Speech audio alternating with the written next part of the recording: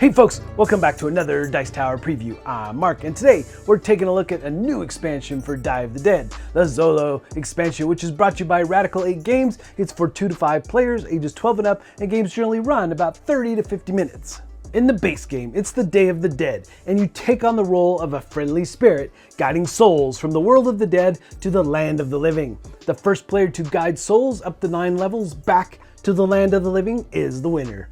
To do this, you will choose, manipulate, and roll caskets containing dice that represent souls. You will also have candles, incense, marigolds, and the bread of the dead to help you, and you will need to hope for a little luck along the way. And now, in this new expansion, once again, the spirits of the dead come out to pay a visit to their loved ones, party and eat and drink once again all their favorite dishes.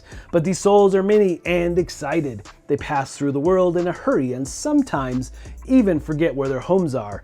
How come they don't get lost then, you might be wondering? Well, luckily the Xolos are here. The bond with man's best friend is so strong, they surpass life and death, and these loyal dogs are ready to help the dead find their way back home. Xolos can be used to guide other players to caskets and even encourage them to pick ones which benefit you. Expansion features and includes more ways to manipulate the dice, tokens, casket boards, and custom dice. So join me as we take a closer look at this new expansion. So yes, this video is going to be solely focusing on this new expansion for Day of the Dead. Now, if you want more information about the base game for Day of the Dead, please go check out my original preview that we did, or just take a closer look at the campaign page. Lots of great info there, lots of great videos and so forth. And there's also another expansion. It was originally a print and play that is now going to be available through the campaign as well, but it does give you a way to play solo. So definitely give that a closer look. Now, one of the brand new things in this expansion, it does expand the original game. There are these 4 token boards. They give you bonuses throughout the course of the game, and they're double-sided. Now, in the original game, you could only hold 2 of these tokens, but now you can hold 3, giving you more options, more ability to manipulate the dice and your fellow players. Through the course of the game, you'll be taking actions based on which casket you choose. All those different actions and all the things you can possibly do in the game are labeled and listed on the cards below the caskets. Now, casket 3, you have brand new boards that you can put in place, and you have some options on different abilities that they do. But one of the big things here is that they now give you the ability to get 2 of those bonus tokens instead of 1 like the original board did. But the meat of the expansion is all about the Xolo dog, the Xolo tokens, and the Xolo boards that go below the casket boards. And they all have the same color coding, and they also have an A and B side, just like the main casket boards. They give you various different types of abilities when you activate them. Things like causing other players to remove dice from caskets. You can also get bonus tokens. You can also manipulate the dice, add dice to the caskets, as well as get them prepped and ready to ascend. Things like that as you use each of these different types of new boards.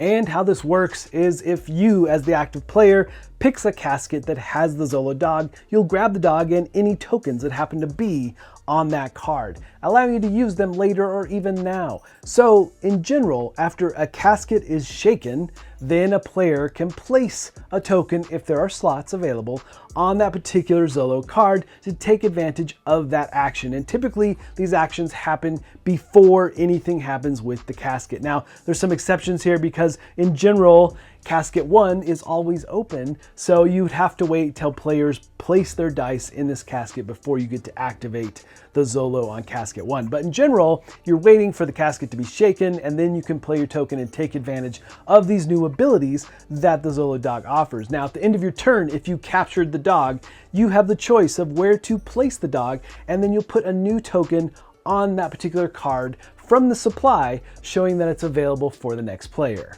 And so all these new special abilities from the Xolo dog just give you new ways to manipulate the dice, get bonuses, ascend, and mess with your fellow players a bit. Now, there's one other neat thing about this expansion. You have the new token dice. Much like power dice, they'll be placed on the board where you'll eventually get them and add them to caskets. But the exception with these different type of dice is that they're just going to give you bonuses. You might get one of the 4 bonuses, or you might get a Xolo dog token. But what happens is if it's your turn and you happen to shake a casket that has one of your token dice in it, well, then you'll get the bonus that it shows once you reveal it. from inside the casket. Now, again, all those bonuses are going to help you out so much through the course of the game, but you'll have an interesting trade-off now. Do I go after those power dice because I can manipulate the value of those, but also those token dice are just going to give you more options and more abilities, and that really does add a lot to the expansion. So playing with all these different components together really works well, and you can choose and pick which ones you want to play with, but I liked incorporating all of the different bits from this Xolo expansion, and it really adds a lot to the game, allowing you to really manipulate how the dice are played. Alright folks, just a reminder once again, this has been a Dice Tower paid preview, and everything you've seen in this new expansion is in prototype form. The base game, of course, is final and done and ready, but this new expansion does just contain those prototype components.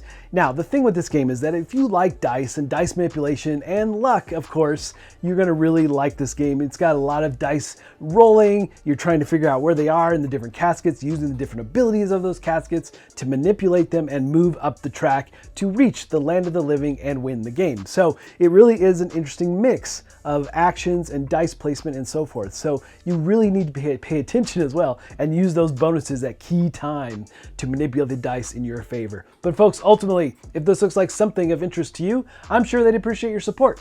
So I think that's it for me, and until next time, we'll see you at the table.